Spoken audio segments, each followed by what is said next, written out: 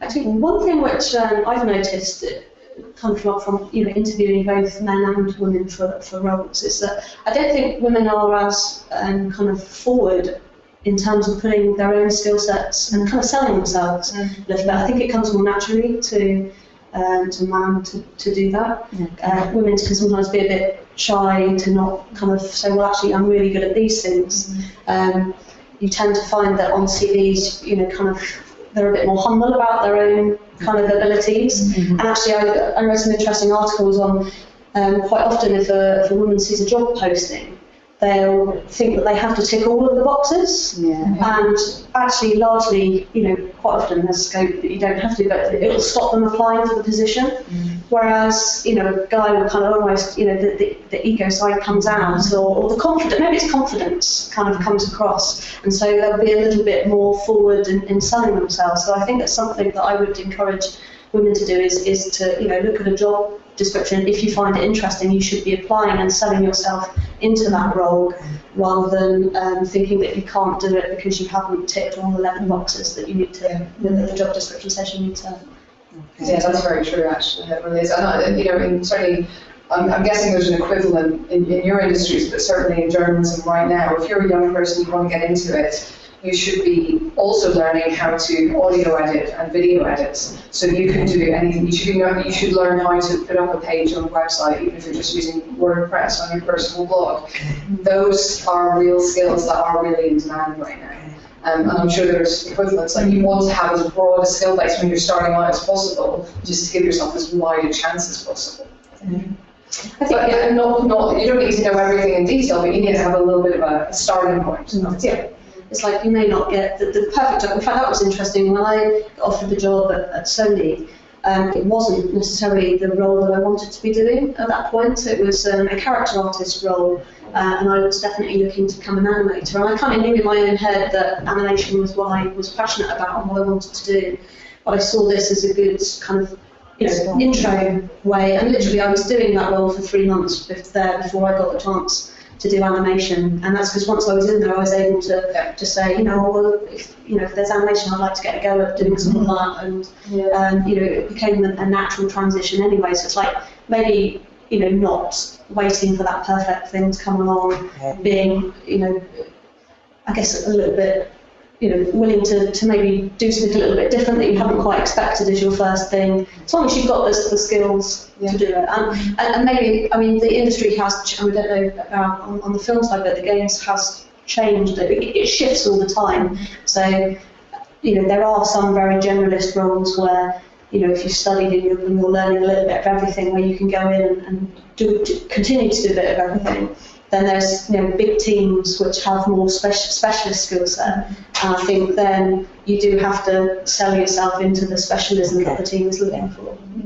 Yeah, it sort of a related point. When I was trying to get my first sort of major job, and I was living in New York, and I was applying to a company in San Francisco who was doing great work, positing and editing and everything and stuff, and grading with a production company in San Francisco that I loved their work at the time. So so for me it was a big move. So I figured, okay, I'm going to go to New York. I'm going to go to San Francisco for the summer, get out of the hot, steamy, New York summer, and we're starting out with just temp, but at least I'll be there. I'll physically be there. So I called the company. I said, oh, thank you very much, thank you, that kind of thing. I said, okay, I'll give them a week, I'll give them 2 weeks, wait, that kind of thing.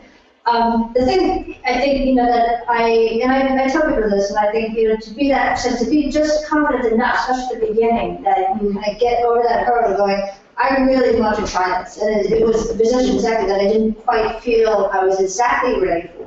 I don't know if I had all the skills yet, but I knew I had enough, and I was willing to learn. And I think that's, so I just kept calling. Persistence. And for several months, and I was, temping, just to have the summer in San Francisco, that kind of thing. But it wasn't out of the blue, so to speak. The persistence then, it paid off. And I then got that call and said, hey, would you like to come in? Interview that kind of thing. I was like, oh my God! And then I stayed with that company and then a sister company for a good 3-4 years. So So I believe to some extent that persistence, they said, this is somebody who's really eager, who wants a chance. Yeah. I think there's an element of that, I think, in all jobs. Like, let's say if you're a recent graduate, you're just coming out of university, give yourself a certain amount of time to kind of make it. And there may come a point where you have to go, no one is giving me a job, this isn't working, and you have to find something else. But give yourself a decent amount of time and then work at it during that amount of time and really try to get in there. Even if you're obviously doing something else to make money in the evenings, still be working at it and still be pushing for it. And because it is rare to get straight into my industry. It's very rare to just walk into the job.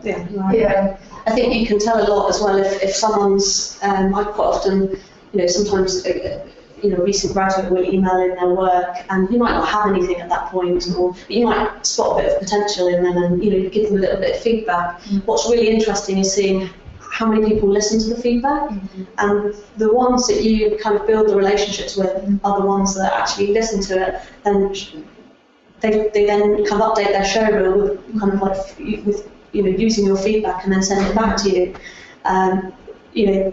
They're the people that generally do get the chances. Ultimately, if you just come out, expect to get a job, and then like say not working on your show reel to update it, getting feedback, showing it to people, getting feedback, iterating on it. There's lots of people out there that are doing it to that level and will kind of like snap up those jobs. It's a tough market because there's a lot of courses now as well, specialist courses doing. When I was studying, there was in fact no game specific courses really existed, but they do now, and there's lots of them. So there's actually a lot more people coming out with like the technical skill sets that you need. So it's tough, but you've got to keep, like say, give yourself a nice bit of time to kind of actually keep developing your show reel beyond what you did on your course into something that continues to show your growth even after you've left. Yeah, that's great advice for male and females, not just women in the industry, but just continuous development and always improving and strengthening your skills and being open-minded in terms of transferable skills, like you said, not just focusing on what it is that you want to do, but just being mindful of all the other areas that go part and parcel with the project that you would be working on. I think transferable skills are, you were talking about traveling, and I haven't had a big around the world trip or anything like that, but just in terms of transferable skills and picking up things from an unlikely place, for me, the legal training has been very useful when it comes to writing a review, for example, because not just because they, polish my sentences a bit and stuff like that, but also because they taught me to argue.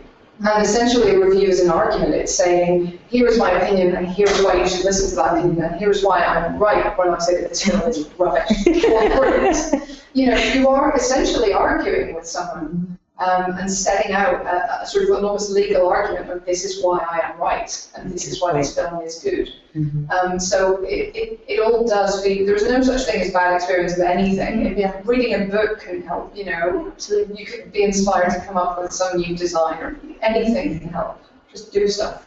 I think especially if you're learning the skills, learning compositing, learning those entry level skills, rotoscoping or 3D tracking stuff.